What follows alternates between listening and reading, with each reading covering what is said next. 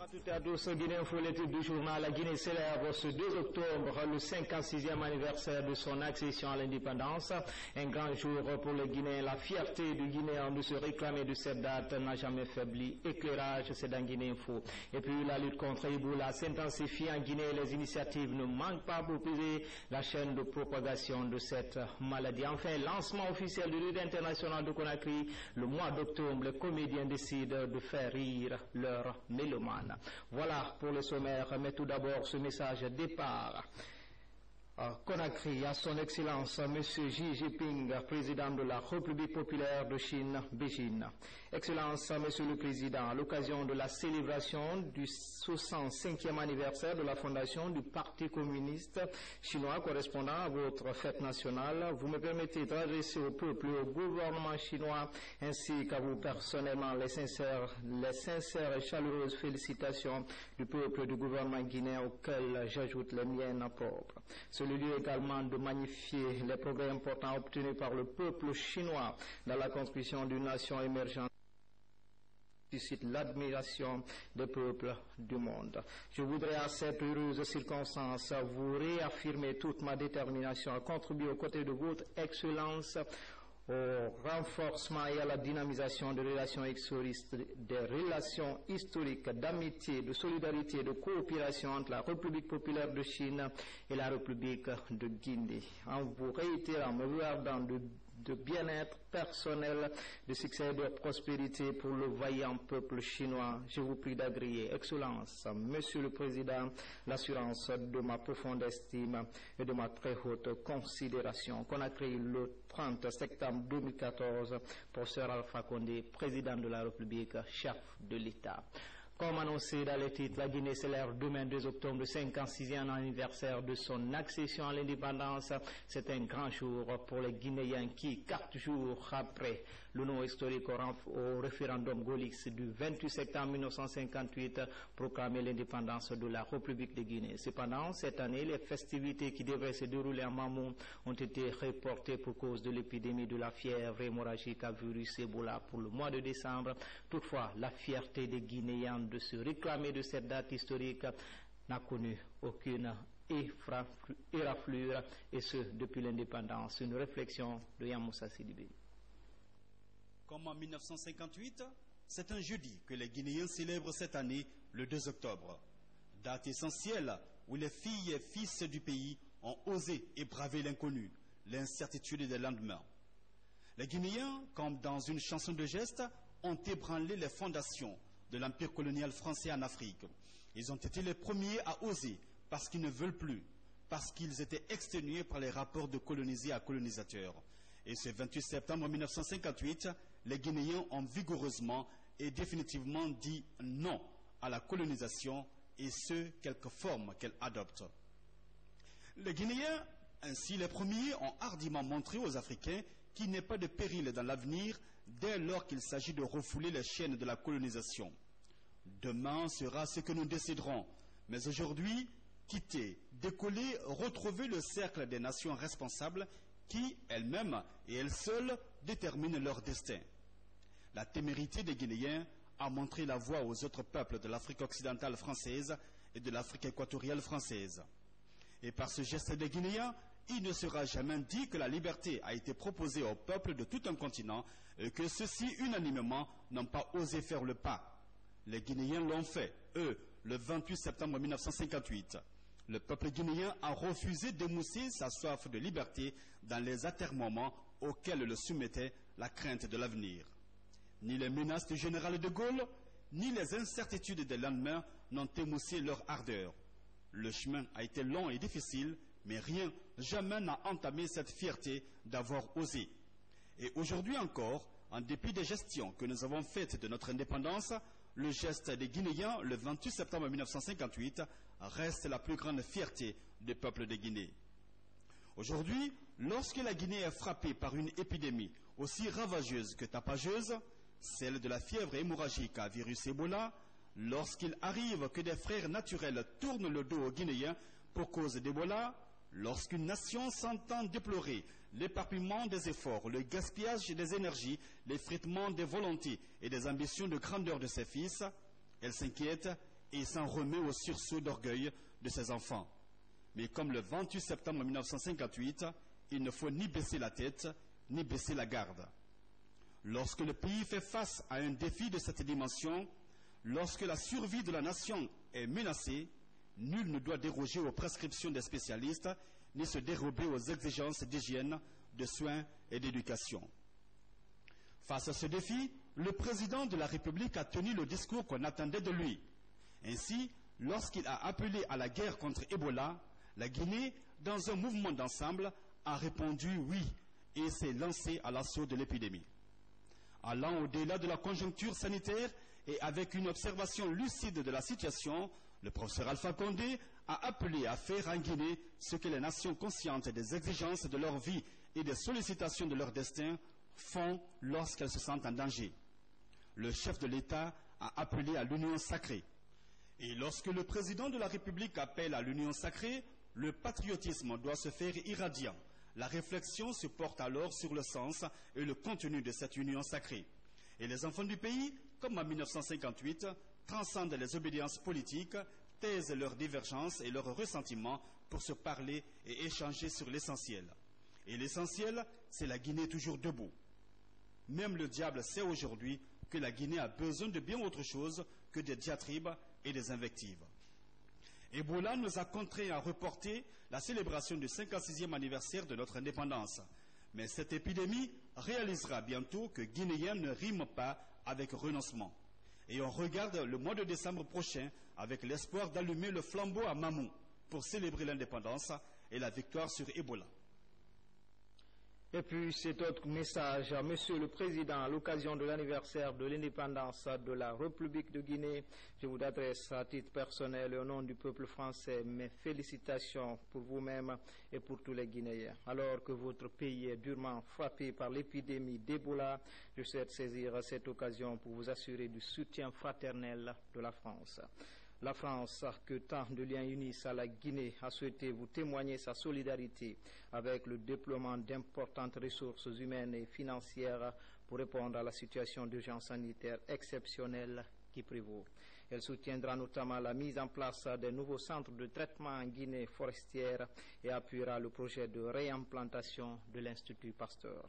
La France continuera également à plaider en faveur de la Guinée au sein des instances internationales et d'abord au sein de l'Union européenne pour vous accompagner dans vos efforts d'éradication d'une maladie qui est devenue une menace internationale. Je forme les vœux que la fête de l'indépendance soit pour tous les Guinéens de se rassembler autour de ce combat commun et que cette épreuve soude encore plus le peuple guinéen pour la prospérité de votre pays. Je vous prie d'agréer, Monsieur le Président, l'assurance de ma très haute considération, signé François Hollande. La Guinée célèbre demain le 56e anniversaire de son accession à l'indépendance. Comme il est de coutume, le président de la République s'est adressé à la nation. Voici un extrait de cette adresse où le chef de l'État appelle au rassemblement dans la lutte contre Ebola. Guinéens, les épreuves font partie de la vie d'une nation. Elles constituent aussi des occasions pour renforcer nos liens et assumer notre communauté de destin. L'épidémie que nous combattons ne fait aucune distinction entre les Guinéens. Nous devons nous rassembler au-delà de nos origines, au-delà de nos opinions, au-delà de nos contradictions, pour préserver ce qui est au-dessus de tout, la vie et la pérennité de notre nation. Guinéens, chers compatriotes, nous devons renforcer notre cohésion, améliorer la communication et renforcer la confiance entre les différents acteurs de notre vie sociale. La rumeur et la panique ne sont possibles que là où sont absentes la sensibilisation et la communication. Pour lutter contre l'épidémie, le premier antidote est l'information. Je demande à toutes les structures d'État, aux syndicats, aux organisations de la société civile, aux organisations religieuses, aux partis politiques, de s'approprier, de transmettre davantage les messages de sensibilisation. Je demande également aux femmes et aux jeunes de Guinée de dire stop à Ebola. Je ne saurais terminer sans présenter mes condoléances aux familles de toutes les victimes de cette épidémie en Guinée, en Sierra Leone et au Libéria. Mes condoléances également aux familles et aux proches des victimes des douloureux et regrettables événements de Vomé dans la préfecture des Zéro-Corée. Ces événements nous interpellent sur la nécessité de la sensibilisation et l'indispensable restauration de l'autorité de l'État. Et je demande à l'ensemble des autorités religieuses de prier pour notre pays. Je vous remercie. Que Dieu bénisse la Guinée. Justement, la Guinée célèbre demain, jeudi 2 octobre, le 56e anniversaire de son indépendance. La place des martyrs fait sa toilette pour rendre hommage aux illustres disparus. Éclairage, Mangafoudi Touré. Malgré la menace de la fièvre hémorragique à virus Ebola, les Guinéens rendront hommage demain aux illustres disparus et aux compagnons de l'indépendance. Leur sacrifice pour la souveraineté du pays sera salué. Le gouverneur de la ville de Conakry, en compagnie de la délégation spéciale de Kaloum, le sous-préfet de Kassa et de tout le cabinet du gouvernorat, supervise à la place des martyrs les travaux d'entretien et d'embellissement. Soriba Sorel Kamara annonce déjà les couleurs des festivités du 2 octobre. Parallèlement, comme nous sommes dans le cadre de l'urgence Ebola, les privations ont commencé. Des kits Ebola seront installés un peu partout. Les sapeurs-pompiers viendront tout de suite pour commencer à laver systématiquement. Et je crois que le décor va commencer depuis le port, en un mot la douane, jusqu'au niveau de la primature. Vous voyez déjà, avant même la finition, vous voyez l'incarnation de la République. C'est à cela que le professeur Alpha Condé est l'incarnation de la République. Et comme c'est lui qui doit dépouiller les arbres de fleurs demain, avec tous les corps constitués, avec toute l'organisation, les décisions sont prises pour que l'on tienne compte de cette caractéristique de l'urgence Ebola. C'est à cela que tout le monde est conseillé. Demain, la fête sera belle à la place des martyrs et les Guinéens vont continuer le combat contre Ebola. Et puis, ce communiqué à l'occasion du 56e anniversaire de l'accession de la Guinée à l'indépendance, son Excellence le professeur Alpha Condé, président de la République, chef de l'État, procédera au dépôt d'une gerbe de fleurs le jeudi 2 octobre à la place des martyrs dans la commune de Kaloum. Sont conviés à prendre part au cérémonial prévu à 10 heures les personnalités ci-après.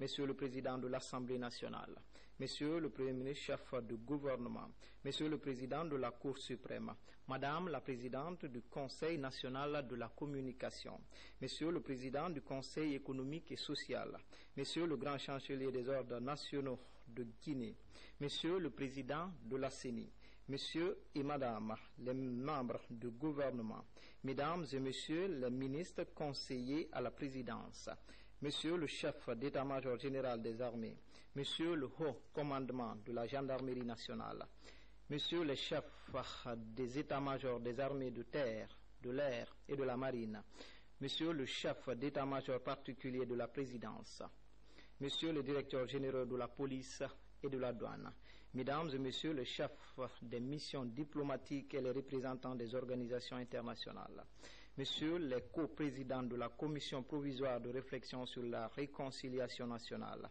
les compagnons de l'indépendance, Messieurs les leaders des partis politiques, Messieurs les représentants des centrales syndicales et de la société civile, Monsieur le gouverneur de la ville de Conakry, le 1er octobre 2014, le directeur Moussa Sissé.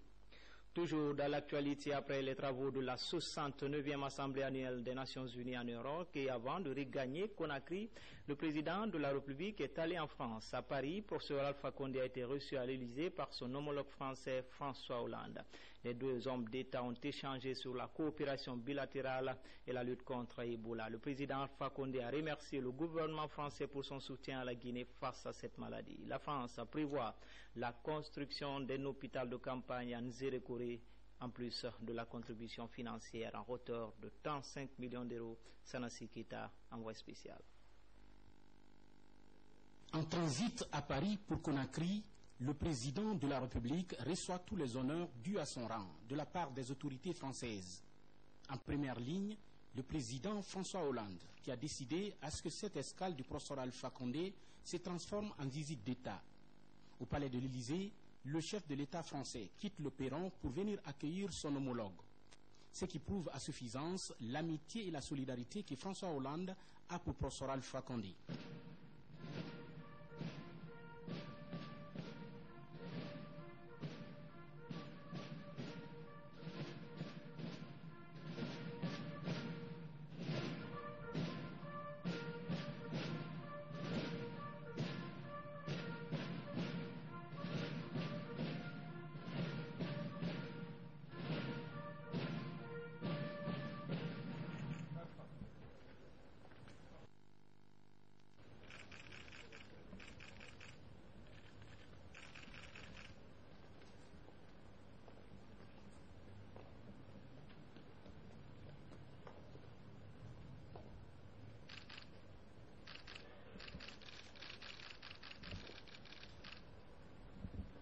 L'occasion a été mise à profit par les deux présidents pour discuter davantage du sujet brûlant du moment, le virus Ebola. Une épidémie aujourd'hui qui préoccupe le président François Hollande, résolument déterminé à soutenir son frère et ami, Prosper Alpha Condé. Bref, tout le peuple de Guinée. J'ai plaidé, comme d'ailleurs Alpha Condé aux Nations Unies, pour que la mobilisation s'intensifie. La Banque mondiale joue un rôle majeur et je crois que le président voudra la saluer.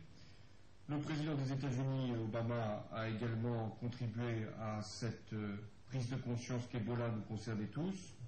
Et le Conseil de sécurité a même adopté une résolution qui considère que Ebola, cette épidémie, est une menace pour la sécurité du monde. Mais moi, je souhaite envoyer un message de confiance, malgré toutes ces difficultés. La Guinée a de nombreux projets de développement. Les entreprises doivent continuer à y investir. L'économie doit se développer et nous avons confiance dans l'avenir de la Guinée. Et c'était le sens de cette visite que nous avons improvisée, accélérée, pour bien montrer le lien qui nous unit, la France et la Guinée, parce que sur cette épidémie, nous sommes tous concernés. Pas simplement la Guinée. Si elle se diffuse, c'est l'ensemble des pays de l'ouest de l'Afrique, et donc, à un moment ou à un autre, l'Europe qui sera concernée, d'où la mobilisation qui s'est organisée et qui commence à porter ses premiers résultats. Dans ce moment difficile que traverse le peuple de Guinée, le président de la République française garde l'espoir de voir la Guinée franchir cette étape pénible de son histoire pour se tourner davantage vers son développement. J'ai décidé, c'était lors de la conférence de presse que j'ai faite, que nous installerions un hôpital de campagne, c'est-à-dire un troisième centre de traitement en Guinée forestière, c'est-à-dire là où est concentré le virus et donc l'épidémie. Il y aura 25 médecins français qui vont aller travailler en Guinée pour consolider aussi son système de santé. Mais, et c'est le message que nous voulons passer, le président Alpha Condé et moi-même, les pays qui sont concernés ne doivent pas être isolés, doivent rester ouverts. Et c'est la raison pour laquelle la ligne Air France continue de fonctionner et nous ne voulons surtout pas que le pays puisse être isolé, car son économie doit travailler et ce serait finalement le pire service que nous rendrions à la Guinée que de la confiner. D'ailleurs, les ONG françaises comme Médecins sans frontières travaillent remarquablement et obtiennent des résultats.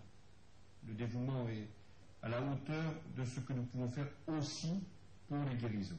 Ces messages de soutien et de solidarité de la France envers la Guinée touchent à plus d'un titre le président de la République qui met l'occasion à profit pour remercier le président français, François Hollande. Je suis venu pour vraiment reconnaître tout l'effort que la France a fait pour nous. Non seulement rendre hommage aux médecins français, Médecins sans frontières qui sont sur le terrain malgré le danger, et deuxièmement, toute l'aide que la France nous a apportée, notamment en maintenant des vols d'Air France entièrement, en ouvrant l'école française, et aujourd'hui, la Croix-Rouge, nous souhaitons aussi, comme je l'ai dit au président, que la Croix-Rouge aussi soit présente, parce que la Croix-Rouge a une expertise. Évidemment, grâce à la mobilisation du président Hollande, aujourd'hui, les Nations Unies ont pris en main, le Conseil de sécurité a voté avec le soutien de 130 États. Le président Obama a fait un discours très fort, ainsi que le président de la Banque mondiale surtout, qui est un expert des épidémies. Donc nous demandons aujourd'hui 4 choses. D'abord, l'Ebola est une maladie grave, mais ce n'est pas une fatalité. On peut guérir de l'Ebola. Plus tôt vous êtes pris, plus vous pouvez guérir. Ensuite, nous devons renforcer notre système de santé pour qu'à l'avenir, pour n'importe quelle épidémie, nous puissions faire face nous-mêmes. Le troisième, c'est l'effet négatif sur notre économie. C'est en plus que c'est le moment où la Guinée vient de ratifier tous les contrats miniers. Le MEDEF est venu enthousiaste pour investir vraiment. On finit le programme agroalimentaire à la fin de l'année, donc au moment vraiment où la Guinée allait quitter la macroéconomie pour avoir une meilleure développement, qu'il aurait arrivé. Mais nous pensons que si la mobilisation se fait rapidement, non pas dans les promesses, nous pouvons arriver l'Ebola très rapidement. Le président de la République a également remercié tous les acteurs impliqués dans la lutte contre la fièvre hémorragique à virus Ebola. Des acteurs aujourd'hui plus que jamais engagés à gagner cette lutte. Et c'est pourquoi même le Conseil de sécurité de l'ONU a adopté une résolution qui considère que Ebola est une menace contre la sécurité du monde. À présent, cette feuille d'audience du président de la République qui a reçu l'ambassadeur des États-Unis en Guinée au cours de cette rencontre, le diplomate américain a réaffirmé l'engagement de son gouvernement à soutenir la Guinée dans le combat contre Ebola. Mohamed Lamine Souma et la Jawad Sissé Cheikh Mabinti Silla nous signent ce reportage. L'ambassadeur des États-Unis en Guinée est venu réaffirmer le soutien du gouvernement américain au président de la République, le professeur Alpha Condé, dans son combat contre la fièvre hémorragique à virus Ebola. On se rappelle du soutien sans réserve du président Obama au président Alpha Condé lors de la rencontre de haut niveau contre Ebola. C'était en marge de la 69e session de l'Assemblée générale des Nations Unies. Le diplomate américain est accompagné par des médecins spécialistes des maladies infectieuses du CDC d'Atlanta en charge du traitement d'Ebola. To mufu numenge professeur Alpha Condé malane Ebola fera. Noma wen fe mufu birin nasiga fe yarema yi Ebola fure hafera. Birin lama eka belehe so abore yi Ebola gerefema. Furema e lama eka siga labitane ma fure. Fure lama aragata binye kui numa kante kui. Muhu naka furema nohun. Kono muhu aka beleheti furema nuaka dembayama. Wombirin lama wonha doktore mali eka walira. Mihe nake furema danhuma banki nulabitane elama aya rabadonye. Elama eka eyete makanta. Wombelehe sone wombore yi won naka vario nun poliomelite keri. Wombaha makuya kifanyi VIH sida fera. Wombiri noma Ebola gerede. Autant dire que la communauté internationale accompagne le gouvernement guinéen pour éradiquer cette maladie très mortelle qu'est Ebola.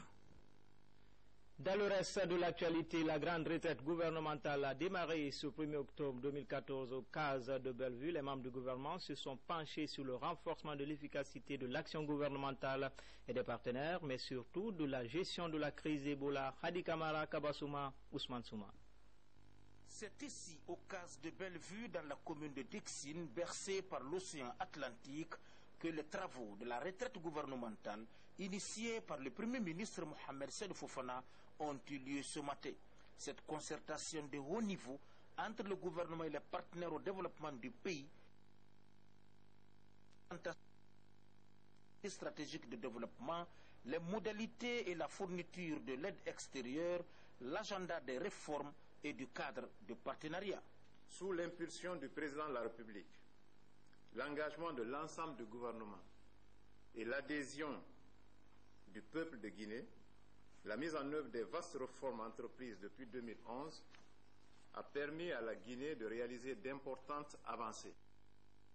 Ce sont entre autres le retour à une vie constitutionnelle normale, définitivement consacrée par la fin de la transition politique, l'assainissement de la gestion macroéconomique et l'atteinte du point d'achèvement de l'initiative en faveur des pays pauvres très endettés en septembre 2012, la relance des investissements dans le secteur privé, et des réformes structurelles dans plusieurs secteurs, mines, agriculture, énergie, pour ne citer que cela, et la restauration progressive de l'état de droit, des services de sécurité et de l'administration publique. Là-dessus, les partenaires au développement sont engagés à soutenir les actions de développement de la Guinée à travers une mobilisation financière et technique. Au regard de tout ce qui précède, on comprend aisément le sens de la décision du gouvernement de nous inviter aujourd'hui à échanger sur les modalités pour maîtriser cette épidémie, mais aussi sur la mise en œuvre du plan d'action prioritaire pour 2014 et 2015. Et à ce sujet, je voudrais saluer les efforts fournis pour préparer ce plan et de focaliser sur les grandes priorités du moment. Le plan analyse les contraintes à l'efficacité des actions en faveur du développement, notamment les faiblesses dans la planification et le suivi des interventions et les lenteurs dans la passation des marchés publics. Et c'est pourquoi le développement des capacités nationales nous paraît essentiel pour s'assurer que la mise en œuvre du plan d'action ne souffrira d'aucun retard. Et enfin, le plan d'action prioritaire ne doit pas seulement se focaliser sur les projets d'investissement. Il doit aussi accorder une place importante aux réformes indispensables à l'accomplissement des investissements privés et à l'accélération de la croissance. Malgré la crise sanitaire due à la fièvre hémorragique à virus Ebola, le gouvernement tient à apporter une réponse efficace et rapide à la forte demande sociale tout en consolidant les bases de l'émergence du pays. La maladie à virus Ebola s'est invitée dans l'agenda de cette concertation. Elle éprouve notre société, sape nos efforts et compromet notre avenir. C'est pour parer à cette épidémie que le président de la République, le professeur Alpha Condé et son gouvernement ont déclaré l'urgence sanitaire et mis en place un programme de riposte accéléré. D'ores et déjà, je tiens à vous remercier pour tous les efforts que vous déployez pour l'éradication de cette épidémie en Guinée, comme dans les pays voisins. Nous devons démontrer notre capacité à surmonter la crise actuelle et maintenir le cap du progrès économique et social renforcé. Notre objectif doit donc être de sortir de cette crise avec un système de santé solide, apte à répondre aux défis sanitaires de demain. Je vous invite donc tous, membres du gouvernement et partenaires au développement, à faire preuve de pragmatisme pour qu'ensemble, nous créons les conditions financières et matérielles favorables à la réalisation de ce programme prioritaire. Au cadre de mise en œuvre de ce programme, pour garantir sa réalisation et obtenir l'impact recherché tant au niveau social, économique qu'institutionnel. Par une compréhension partagée des priorités et des besoins, nous devons être capables, à l'issue de cette rencontre, d'apporter une nouvelle impulsion à la gestion de la crise Ebola et d'apporter les réponses concrètes pour la mise en œuvre des priorités nationales de développement dans un cadre de dialogue et de coordination renforcée. Membres du gouvernement et partenaires au développement ont longuement échangé les expériences en matière de coordination et de gestion du développement. Ce communiqué conjoint des ministres en charge de la fonction publique et du travail. Les ministres en charge de la fonction publique et du travail portent à la connaissance des travailleuses, travailleurs et agents des secteurs publics, mixtes et privés que la journée du jeudi 2 octobre 2014, fête anniversaire de l'indépendance de la République de Guinée, est déclarée férié, chômé, payé sur toute l'étendue du territoire national. Les ministres en charge de la fonction publique et du travail profitent de cette heureuse occasion pour souhaiter bonne fête à l'ensemble des travailleurs. Le ministre Sékou Kourouma.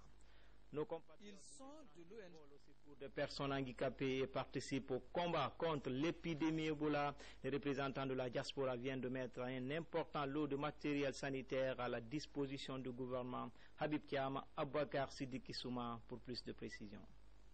Ils sont de l'ONG Aide et Partage Guinée, APG, et de l'association Sabou Nyouma, respectivement basée à Paris et Bruxelles.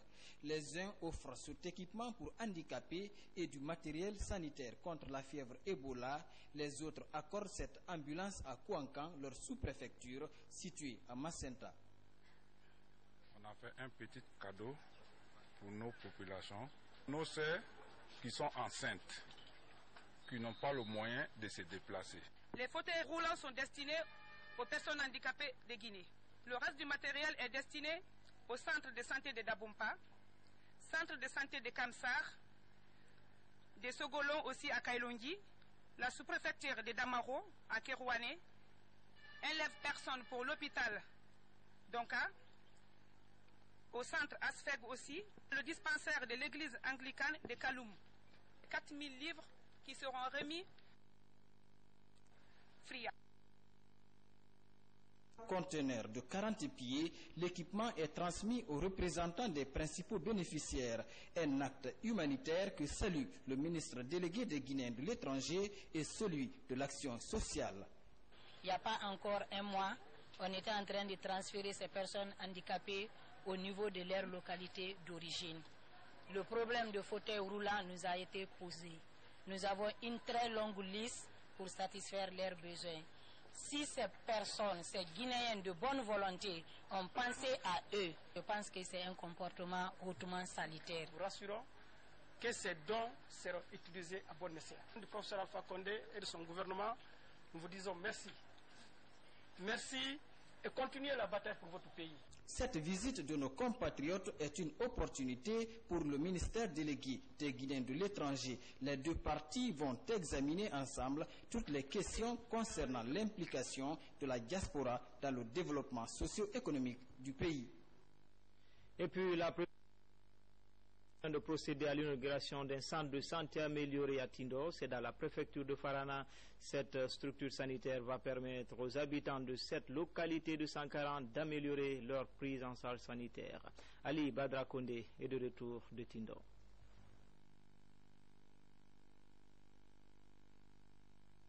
Ce bâtiment flambant neuf est désormais le centre de santé amélioré de la CR de Tindon, situé à 11 km de la préfecture de Farana. Sa réalisation est l'aboutissement d'un partenariat entre le programme d'appui aux communautés villageoises PACV et la commune rurale de Tindon. Cette l'accès des communautés rurales aux infrastructures de base et d'impulser leur habilitation à la gestion des affaires de leur localité respective. Madame la Première Dame, le PACV est un instrument de développement communautaire du ministère de l'administration du territoire et de la décentralisation dans la mise en œuvre de la politique de décentralisation du gouvernement guinéen sous la houlette de votre respecté mari, je vais nommer le professeur Alpha Condé. La construction de ce bijou a été financée par le PACV et la CRD de Tindon à hauteur de plus de 300 millions de francs guinéens. La Première Dame de la République a, en langue du tiroir, rappelé la mission de sa fondation de la santé maternelle et infantile en Guinée. Elle a ensuite déploré le manque de sages-femmes dans les structures sanitaires du pays. Parce que Watironi, un centre de santé, parce que centre de santé, école de sage-femme, école où importance balala, parce que sage-femme mansiambulo. Nous fait qu'à ou les souligner, à la longue, qu'à faut qu'on a dit à les mendi, ou bébra d'afa. Donc, nous sommes n'y faut la ligne, n'y a la caméra arrière. Iti débrouiller dans centre de santé la sage-femme nié yankuna diani parce que toujours Ebola masi en fol jankuro mais donc grâce à la nouvelle politique du gouvernement qui consiste à doter les régions administratives du pays d'infrastructures, la préfecture de Farana affiche de nos jours un nouveau visage. Politique en plus bref avec la correction des annonces dernières législatives qui a commencé du côté de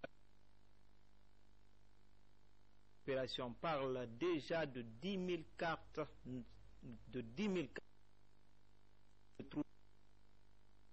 dans nos prochaines éditions d'information avec Saïdouman Diallo. Parlons maintenant de cette sortie médiatique du ministre de la fonction publique. Sékou Kourouma a échangé avec les journalistes sur l'état d'avancement du projet École nationale d'administration. Déjà, plus de 20 formateurs vacataires ont été engagés pour l'opération. Ils vont se rendre à Québec pour une formation à partir du 10 octobre. Explication, Baba Kouyaté. Après la remise du projet d'établissement de la future ENA de Guinée, les responsables en charge du projet échangent avec les médias sur son état d'avancement. Le projet d'établissement de 6 phases prend en compte les réalités de l'administration guinéenne. La future École nationale d'administration de Guinée doit devenir une institution d'excellence conforme aux meilleurs standards internationaux tout en restant adaptée à la réalité de la société et de l'administration guinéenne. 20 formateurs vacataires iront le 10 octobre prochain au Québec. Mais avant leur départ, ils signent un engagement de disponibilité de 10 ans au compte de l'ENA de Guinée. Moi, je me plais dans l'enseignement, donc on peut apprendre toujours. On ne finit jamais d'apprendre. Les conventions régulièrement conclues tiennent lieu de leurs différentes parties qui les ont faites et doivent être exécutées de bonne foi par application de l'article 668 du Code civil guinéen. Avec une expérience de 30 ans, l'École nationale d'administration publique du Québec tentera d'outiller ses promis Guinéens sur les approches du management public. Ces formateurs vacataires vont être outillés. D'abord, il y aura un tronc commun pour la maîtrise de toutes les facettes du management public et de l'autre côté, il y aura une formation spécialisée en fonction des différentes filières. Filière d'administration générale, filière en finances publiques, filière, n'est-ce pas, de relations internationales et diplomatie. Pendant 50 jours ouvrables, les formateurs vacataires vont se familiariser avec le programme diplômant et les filières spécialisées. Avant la construction de l'ENA de Guinée, le CPA de la fonction publique servira de cadre en 2015 pour la formation de la première promotion de l'ENA de Guinée. Avant de finir ce tout communiqué dans le cadre de la consolidation des résultats issus du recensement biométrique, le ministre de la fonction publique, de la réforme de l'État et de la modernisation de l'administration informe l'ensemble des fonctionnaires et contractuels permanents de l'État que pour un besoin de contrôle, les salaires des agents non recensés sont gelés ou consignés à partir du mois de septembre 2014.